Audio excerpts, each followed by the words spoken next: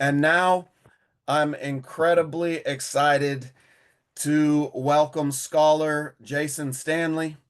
He is the Jacob Urowski Professor of Philosophy at Yale University and a distinguished professor at Kiev School of Economics. Stanley has written 7 books, including How Propaganda Works, How Fascism Works, The Politics of Us and Them, and Erasing History, How Fascists Rewrite the Past to Control the Future. Jason, thank you so much for being with us But this afternoon. it's an honor to be in conversation with you, Jesse. I've admired the work you've been doing and the work that the Zin Education Project has been doing. And it was sort of, as you know from my book, a model of how to combat this authoritarian movement that we're seeing, not just in the United States, but across the globe. Oh, no doubt. I mean, it was a special treat to reach the end of your book when you talk about what do we do about rising fascism and to see the Zen Education Project highlighted as an organization that everybody should learn about just really touched me. And we appreciate you amplifying our work. You know, I've been quoting your book uh, very much in all the columns I've been writing recently. And so I wanted to start with a question about what is fascism, because your work is widely known for helping people understand that fascism is not just a relic of the past, but really a set of strategies that continue to shape politics today. You write, quote, fascism is not a historical artifact, but a reoccurring political logic, one that depends on mythologizing a lost past, stoking a sense of victimhood, and building a hierarchy of purity. And so I was hoping you could talk to us about your definition of fascism, what its essential features are, and also how you would assess the degree to which the United States has historically exhibited those characteristics. Well, Hitler in Mein Kampf says the United States is the model for the national state that he wants to erect in Germany based on race. So if we listen to Hitler, fascism in the United States has an old legacy. The second Ku Klux Klan, as Nancy MacLean shows in her book Behind the Mask of Chivalry, the making of the second Ku Klux Klan, the second Ku Klux Klan is basically ideologically indistinguishable from the various versions of Nazism, the folkish parties arising in the 1920s in Germany. The idea was there was the dominant group in the United States, the Great Race, Madison Grant's 1916 book, The Passing of the Great Race, is an American book that influenced Hitler. He read it when he was in prison. Is about the Great Race is supposed to be white Americans, as they're now called, heritage Americans. uh, so. And the idea was that they're threatened from an influx of immigrants. An example, the sort of case that Madison Grant keeps coming back to is Polish Jews. Um, so, so the idea is great replacement theory. Is the great replacement theory is all over Hitler's Mein Kampf. It's obviously the central theme and the idea is that Jews control the Marxist, leftist, Jewish globalists are opening the borders, using the media, the media, the arts, the institutions to argue for opening the borders, for allowing LGBTQ feminism and LGBTQ equality. In order to destroy the dominant group and their traditions. So this is the ideological structure of fascism, and it justifies incredible violence against the perpetrators uh, of this uh, of this group. the perpetrators of Great Replacement, which in the case of the Nazis were Jews, uh, but not Orthodox Jews, not Zionist Jews or people living in Israel or thinking, but rather the idea was leftist Marxist Jews, globalists, me. I mean, I'm not a Marxist, but I would be the the image of the kind of Jewish person behind Great Replacement theory, who's dominating the institutions, who's pushing feminism and LGBTQ equality and destroying the traditions of the dominant group. So this justifies violence against against this group, which would then include opposition politicians, the media, and obviously immigrants, LGBTQ citizens, and the other scapegoats. Mm. Yeah, no doubt. Thank you for breaking down that history because, the textbooks they ask us to teach out of don't include that history of how Hitler based his philosophy on eugenics movement here in the US and the KKK, right? They don't want to reveal the fact that the white supremacist ideology that was homegrown here was the basis for fascism. So your research and writing is such an important corrective to what many of us are asked to teach in our classrooms every day. And so I wanted to connect this to what makes education fascist, because you write that fascist education works by strategically erasing accounts of history and current events that include a diversity of perspective. This narrowing is inconsistent with multiracial democracy, antithetical to egalitarianism, and carries the possibility of conjuring mass violence, unquote. And you lay out five major themes of fascist education as well that I found fascinating for us to think about in terms of national greatness, national purity, national innocence, strict gender roles, and the vilification of the left. So, can you walk us through what makes a system of education fascist, and how can we tell when we've crossed that line? And how do these themes show up in today's schools? Which I think is why it's important for educators and students to recognize them as part of, a broader authoritarian project.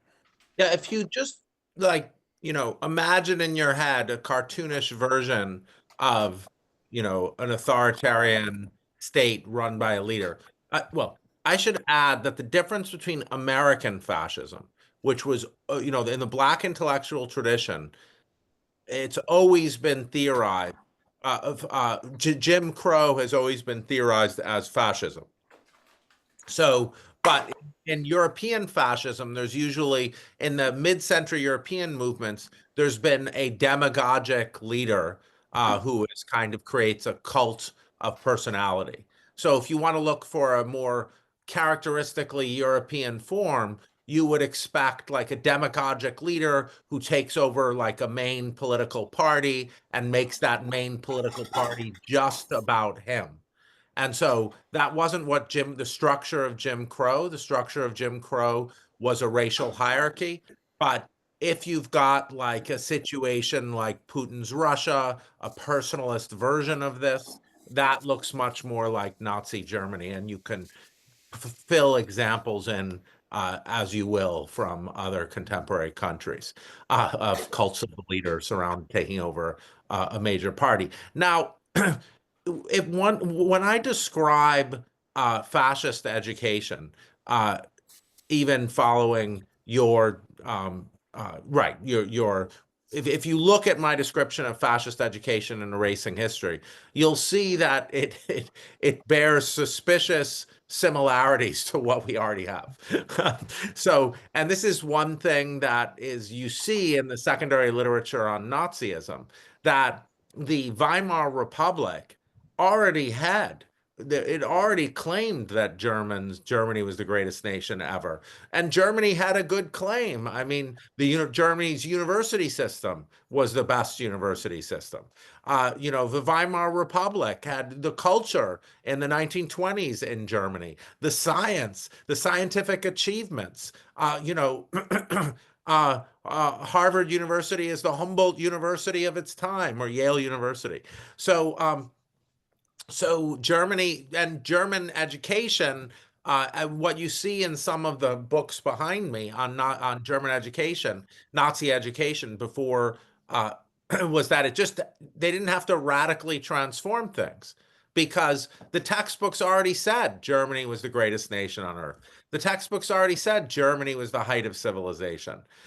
If you look at Du Bois, he talks about this. He talks about how Europe conceives itself as like the height of all civilization, and yet they give us these horrific wars. So so uh, so you have so fascist education says, if you just conjure up in your head like a cartoon model of an authoritarian society, it would be everyone's worshiping the flag. The flag takes on some kind of sacred meaning. The nation is the greatest nation on earth. You teach the founding fathers as great men, the greatest men in history. You teach, Hitler recommended saying that, in Mein Kampf, there's a lot on education. Hitler says you should represent Germany as the successor of Greece and Rome.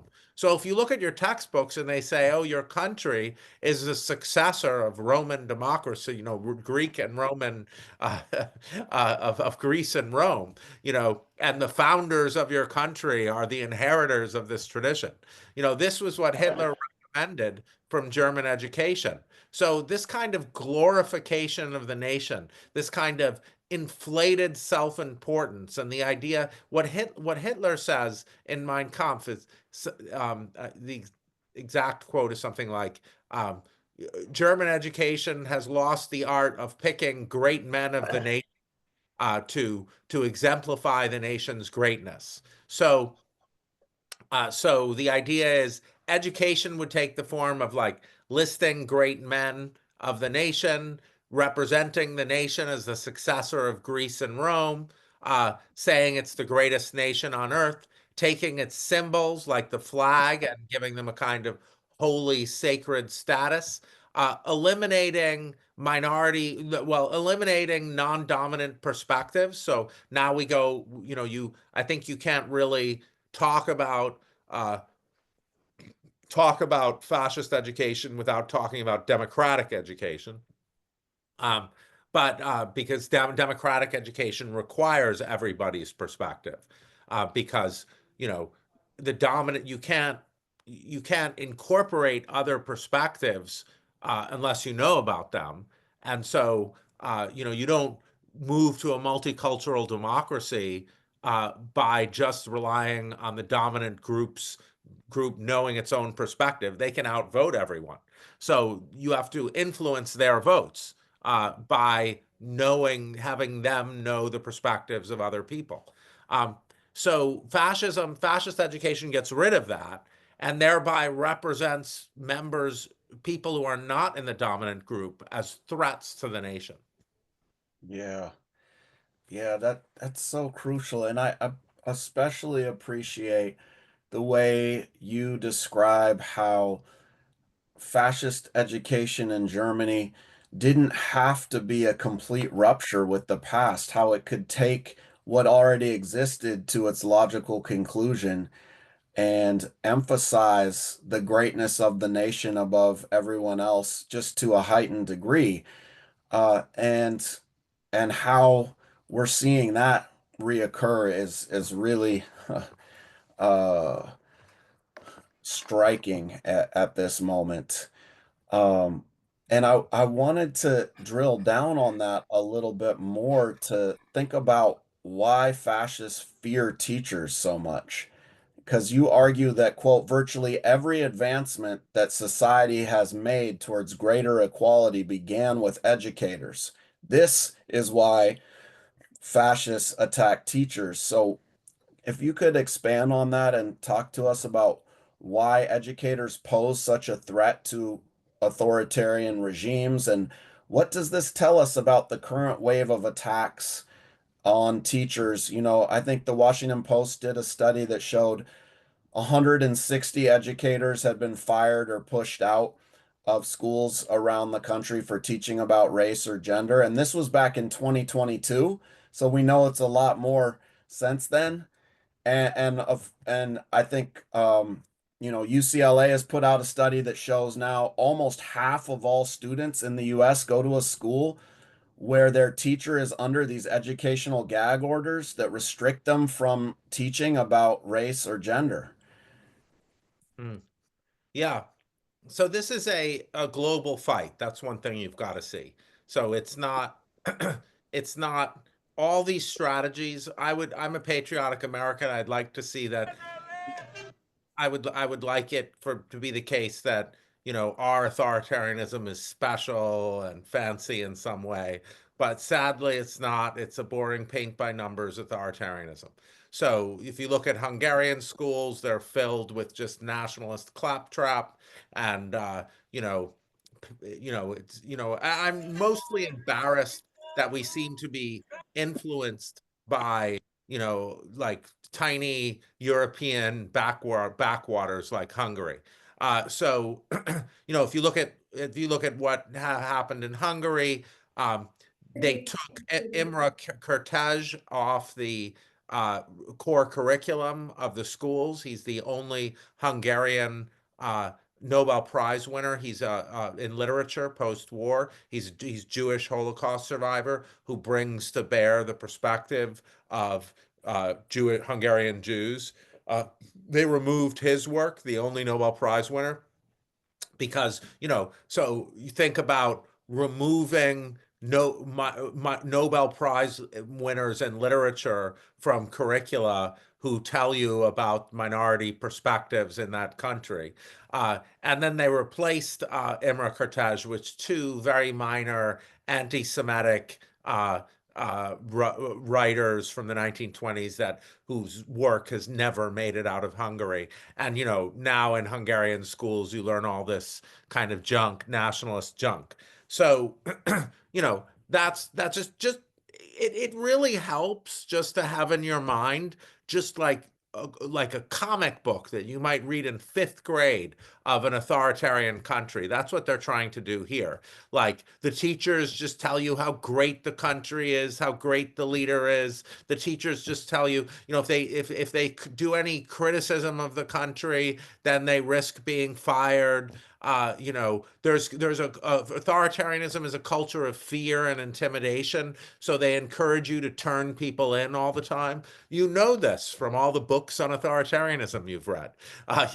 So you try to build up a culture of getting students to turn people in, getting families to turn people in, people turning their neighbors in for not adhering to state ideology. Um, so this is all kind of paint by numbers, and I think it does help to think of it as a comic book you might read when you're in elementary school about you know uh, Oceania or whatever. About some authoritarian country. So they're trying to create fear, and I think they've been successfully creating fear. What you need is a democracy needs a society is a all of political philosophy. Uh, so Plato in the Republic says democracy will lead to tyranny. Um, I won't go through the whole argument here, but it's a persuasive one. And so all of democratic political philosophy after Plato is like, how do we stop democracy from turning into tyranny? And basically, the remedy is you have an education system that makes people not afraid of each other. Because democracy turns into tyranny because a demagogue comes and says, look at these people. Look at the people who don't have as many votes as you. They're an existential threat to you. I'll protect you from them. So Plato maps that out in Book 8. and so if you have an education system that teaches you about everybody and that their freedom is not a threat to you, then you're not going to be scared of them. So you can ensure the safety of a democracy by making sure all perspectives are represented. And you can ensure you can keep people in fear, for instance, by not telling them about structural racism, so or not telling them about mass incarceration, so they don't understand it when there's a movement, when there's a protest movement against those forces. It just comes across to them as a riot. Right, right. Yeah. Yeah, misinformation is just so central. Miseducation is just so central to that project. I've been writing about that, how this attack on education is not peripheral to the rise of fascism or authoritarianism in this country. It's actually a prerequisite that you can't get to fascist rule without dominating the schools and teaching people to fear each other and fear other groups and teaching people despair and powerlessness, that there's nothing you can do, Right. right? So when you just teach people about great men rather than social movements, people feel history is the actions of great men. That's what Right. Hitler says in Mein Kampf. The education system is the teaching of the actions of great men, because fascism is a great man who does things for the nation. Hitler even says it's the real German democracy when Wow. there's one fascist leader, because that person has all the responsibility. And there's no freedom in a democracy, because if everyone makes the policy, then no one is responsible. Which Yeah. I won't go into Hitler's logic, but he says, but if you're just teaching great men, then people feel powerless because you're telling them that education, that change only happens with one great man who does something. Of course, change doesn't happen that way, but Exactly. I mean, yeah, that's what all of our lessons are aimed at doing, is helping young people see how history is shaped by social movements, by ordinary people who are fed up with what's happening in their society, and looking at the way people have collectively united to change society. And one of the things I really appreciated about Erasing History is that you note that even within repressive educational systems, teachers can play a crucial role in subverting authoritarian narratives.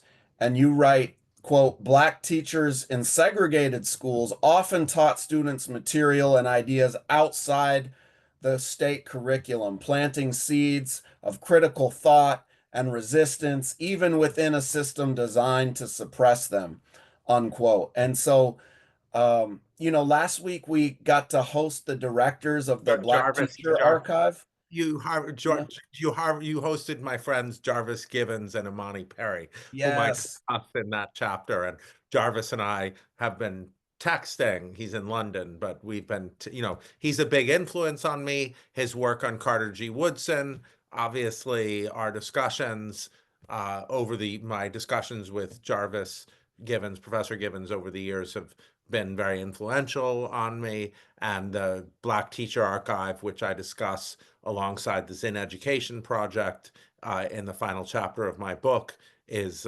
both of these are models, and I draw on the Black Teacher Archive to explain, to give examples of resistance. Yeah, yeah, no doubt. I've learned so much from Jarvis too. We have that in common. I He's mean, Fugitive Pedagogy is such a brilliant book, and I'm so glad that you drew from that text to help us understand the way authoritarianism and fascist ideologies were at play during Jim Crow, and how Black teachers resisted. So maybe you could talk just a little bit about uh, how their Black teachers' examples can guide educators today who are being forced to teach under censorship regimes and curriculum bans. Well, these are um, that's a great question, because we're obviously in a greater surveillance uh, environment right now.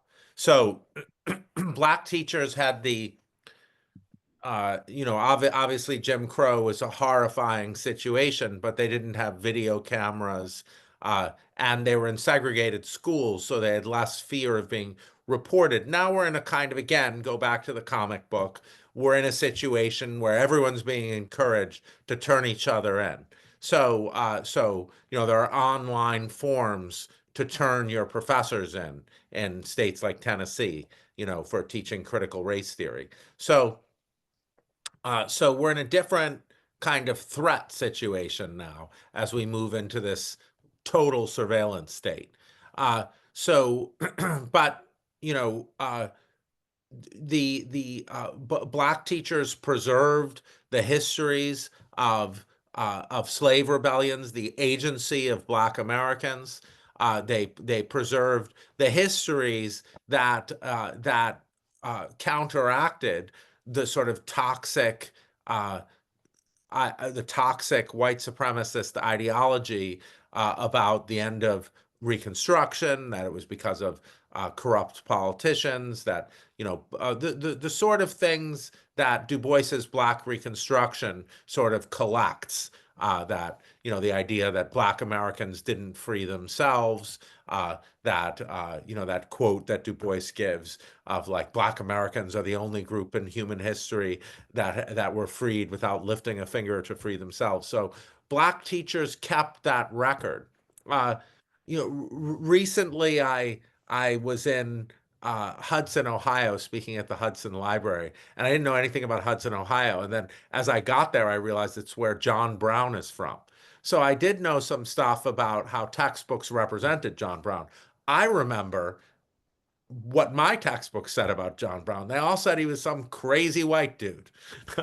And so, like John Brown was, one of the most heroic people in US history, but I've never seen a single textbook that represented him as a completely rational, Right. ethical person who was doing exactly what any hero would do under the circumstances. That is not how John Brown is represented in textbooks. Right. So, Right.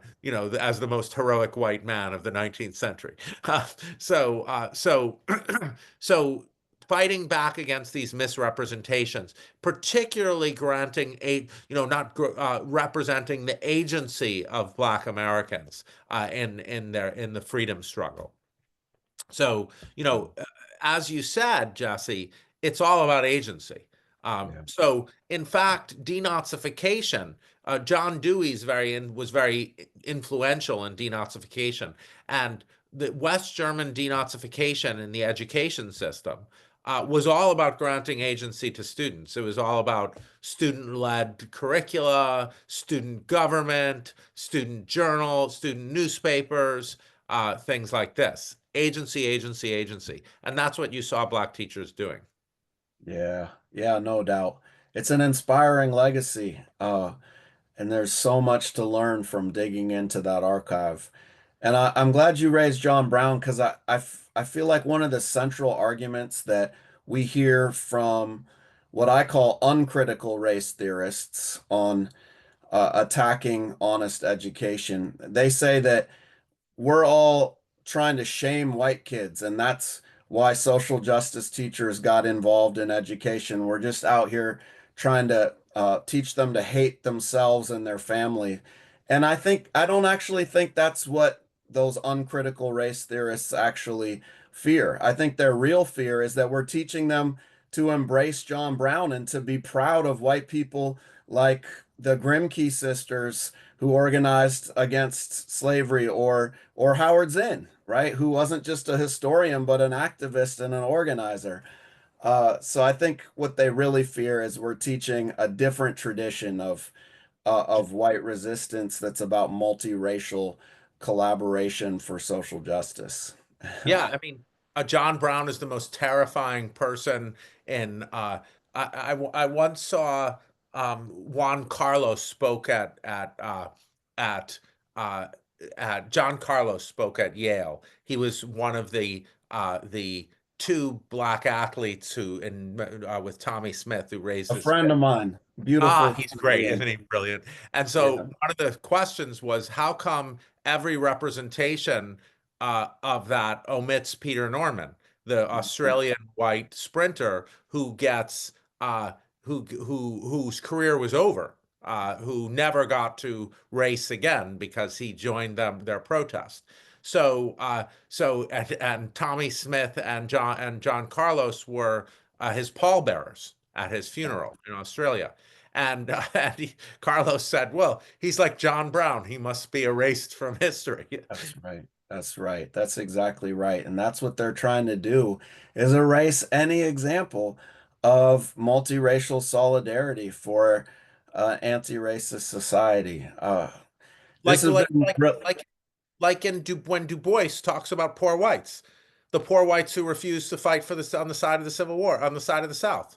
They're that's like, right. we don't benefit from this. That's right. It's got to be left out of the textbook. Right, exactly. And it has been for so long, even before these Trump's attacks. And I think we're seeing him just take as a starting place the corporate textbooks that have already been silent on Black history and now enforce it with new teeth. So, Which is what you see in the secondary literature on Nazism. yeah, it's stunning. Thank you so much for that analysis. All right. So I'm excited to be back with Professor Jason Stanley. Thank you so much. And I have more questions for you if you're up for it. Being in conversation with you, Jesse, is an honor and a pleasure. Right on, right on. Let's keep going because I really appreciated something else about your book. In your discussion of Israel, you show how education has been used as a tool to uphold settler colonialism and justify ongoing violence against Palestinians. And that really touched my heart. I just co-edited a book with Rethinking Schools called Teaching Palestine because it's such a deafening silence in our curriculum. And I was so happy to read these words in your book when you said, quote, "The law makes explicit that the Israeli state is a non-democratic apartheid state, the unsurprising result of a founding ideology premised on erasing the history of the land's previous non-Jewish inhabitants." And so many people leave out Palestine and Israeli apartheid in their broader analysis of authoritarianism and fascism. And so I was hoping you could talk about what parallels you see between the erasure of Palestinian history in Israeli schools and the curriculum bans and truth suppression happening here in the US. And how would you describe the connection between settler colonialism and fascism? This is something I've been grappling with myself, trying to understand what language is most accurate to use. Yeah, Hitler admired in Hitler's second book, he talks about the genocide of the indigenous people of the United States admiringly. So I mean, it's not like, the Nazis venerated indigenous people of America as kind of one with nature, but they also thought, their genocide was an example of the powerful dominating the powerless. Colonialism, the literature on fascism by theorists like Aimé Césaire and Hannah Arendt and Du Bois repeatedly emphasizes that it sort of begins with colonialism. There's kind of Césaire says Hitler was the worst man on earth, not because of what he did, which was done to many Africans by Europeans, but of who he did it to other white people. Um, Mm. I don't fully agree with that. I think there's, white people, what white people do to each other is awful as well, historically, as Du Bois notes about World War One. I was just in Hamburg and there was a sign of like memorial, the 40,000 men of Hamburg who were killed in World War One. So, Europeans can mass slaughter on their own. But colonialism is that there's this boomerang thesis hypothesis that we get from Césaire, and it's in Arendt as well, that like it was the savagery of colonialism that then, I mean, Du Bois notices this. In 1946, Du Bois notices that, which is very early for him to notice, that um, that it's central to the Nazi ideology, the loss of their African colonies, their place in the sun. And that's why Hitler is like, okay, let's go do that in Eastern Europe. Let's do, Mm. we lost our colonies in Africa. Well, let's gain some over there. Uh, so, so colonialism and there's a structure, and this is a structure I'm elucidating in Erasing History, as you know, and it's a structure that your work also follows and recognizes, which is that this kind of erasure, what you do in colonialism is you say the group you're colonizing has no history. So you say, so Russians say there's no history of Ukraine. It's all made up. There was never a history of Ukraine. There were just Russians, and so in Israel, the official ideology is Palestinians don't have a history. Uh, the I talk about, Gugi wa Thiong'o talks about how the schools he went to, like Alliance High School, everybody knew um, British history. Like they were educated in British history, but they didn't know the history of the land they were on. They could recite ad nauseum the different British royal families and their legacies, but they didn't know anything about Kikuyu history. Uh, and so, so that's why Jomo Kenyatta's Facing Mount Kenya is so powerful, because he gives you a social history of the Kikuyu people that was completely erased by British colonialism. So this is the and fascism.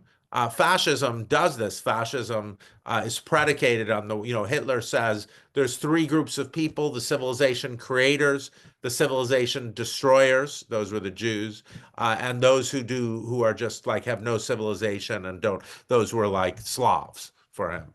Um, so there's one group that has civilization and they have history. So what you do is you erase a group's history, and then you can do anything with them. Because they don't have a history, and you give them the British in Kenya. They took all the Kikuyu land. They penned up the Kikuyu in dusty areas with no, and you could only leave the reservations if you had a job on a farm, on a white farm. Uh, and then they said, okay, but we're giving you Christianity. So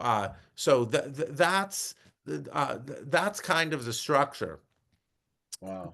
That said, I think there's a few, I don't know how much we want to go into it, but I would like to talk about settler colonial practices versus settler colonial states, because most states are settler colonials. Many states are settler colonial states. Canada, the United States, like it doesn't seem to me to have, as my colleague Ned Blackhawk makes clear in the unmaking of American history, indigenous people were settler colonialists of each other all the time. you know, like, indigenous empires were constantly at war and taking other people's land. And, so humans are humans. And so settler colonial practices are deeply problematic. Uh, but calling something a settler colonial nation is just, in many cases, just calling it a nation. Um, so what we have is but settler colonial practices and genocide are things that go together, can easily go together, because if you say the people have no history, they have no claim to this land, uh, where are they going to go? Uh, what do you do with them? And there you have mass violence. The Nazis said, okay, we're going to get rid of the Jews. They don't belong here. And they considered sending them elsewhere. Uh, the Nazis didn't turn anti-Zionist until like the mid 30s. Because that was like part of the matter. Okay, they're going somewhere else, and that's why you do see a lot of anti-Semites being pro-Israel, because they're like, okay, that's a Jewish country, this is a Christian one, or whatever.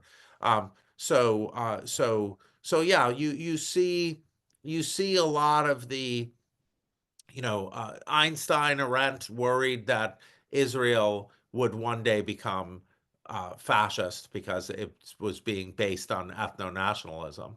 Uh, Mm. and I think it's without doubt an apartheid state. I don't agree with the racial stuff with oh, this is a white supremacist project, because then you're marching into, I think this is just like the chess of the debate. And I think it's a wrong move because 55% of Israel is not white. And the Mizrahis are the largest Jewish group, and they're pretty much all Likud and Netanyahu supporters. Not all, but the great majority.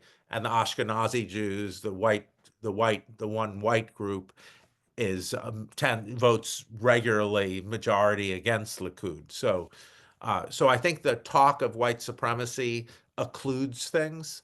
Um, but it's definitely the settler colonial practices that we see, the very significant erasures. And there's work by Hadil Abu Hussein, an Israeli Palestinian lawyer, who has a book on critical Palestinian studies, showing how the land laws in Israel, which are facially neutral, have tilt things towards Jews rather than Palestinians. So those kinds of analogies hold very strongly. Yeah, thank you so much for including that, especially in this time when we're seeing schools bombed and uh, you know, Scholasticide. yeah, scholasticide occur. We just have to And we're, be able we're to seeing a name, genocide. yeah, all right. So, We so have to be able to name the genocide and the scholasticide and include it in our analysis, right? So I'm uh, so yeah, grateful you it's do. especially, I mean, as Peter Beinart just wrote in the New York Times, I mean, they're also trying to erase, who's Jewish, because Right. something like 38% of American Jews under 44 think that Israel is an apartheid state. Yep. Similar percentages think there's a genocide happening. So we are not considered. I mean, I'm not under 44, unfortunately. I get the senior discount, but uh, I but wouldn't have known. but it's a generational fight among American Jews, and they're just erasing that fact. It's They're it's erasing. been beautiful to see, especially younger Jewish people, but Jewish people of all levels just say never again for anyone and stand up for Palestinian rights. That's the kind of solidarity that is going to make a difference. And we just have a minute here, but I wanted to end by asking you, given all you've studied about the role of education in enabling fascism, what do you believe is some of the most effective ways for the educators at this session, for the students that are right here with us and other community members? How can they resist, and what lessons can we draw from past movements to guide our struggle? Well, I think, the Zen Education Project provides materials. People should do reading groups on their own, the kind of organizing around collective knowledge, collective education outside formal structures, because the formal structures are going to be surveilled and policed. But reading groups, finding material them yourself, reading these figures like, reading like Carter G. Woodson's Miseducation of the Negro, like, Yeah, these classic texts. Obviously, Black Reconstruction, but it's a little long. But it's the greatest. It's world yes, history. Really, it gives you a characterization of a structure that is everywhere. Like, you use race to break apart, people so they can't form a labor movement. That happens everywhere. So, so it's an international text, informing yourself about what's happening in other countries, because what's happening here is what has happened, and is happening in other countries. Informing yourself, so read widely about, India, Israel, Hungary. I was recently in Tennessee, and my friend Justin Jones, the young state representative, when I met him, his first question was, "Do you know what do you know about the Danube Institute?" Danube Institute is Viktor Orban. Viktor Orban's the autocrat in Hungary, and it's his think tank. And the Tennessee state legislature had passed legislation praising the Danube Institute. That's the level of interpenetration that exists. And once you see, so having reading groups, having like little campuses off-site, I think is essential, because once you see this what's happening in the structures, it really isn't so scary, because it's kind of like, okay, this is exactly what they're supposed to be doing, and they're doing it. So Yeah. Yeah, and our ancestors overthrew slavery and Jim Crow. And you know what? We can link arms and do it again today. So thank you so much, Jason. We really appreciate you taking the time to join us here at the Zen Education Project. And it's a tremendous honor. You know, it was not, I mean, knowing that Howard Zinn's work, the kind of perspective that you find embedded in Zinn's work, and the long history of the labor movement and Black liberation and the women's movement, women's liberation, LGBTQ liberation, all of those movements become then represented with the labor movement as well, which is yes, very central.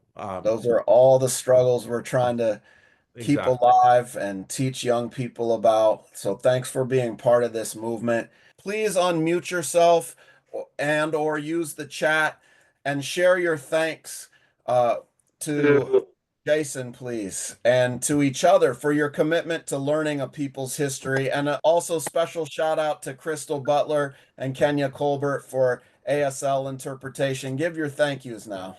Thank you. Thank Thank you you so so much. much. This is Thank you. fantastic. Thank Thank you you. so much, everyone. Awesome. Thank Excellent. you. Keep doing what you're doing. Wow. This is Thank really you. Thank you. nice. Thank you. Especially my Thank you, group, Andrea's Jason. group. Just really, Yeah. really good. Really amazing Thanks so work. much. Thank you, everybody. Everybody in Thank Tokyo, you. really Thank powerful. you. Thank you, Yeah. Jay.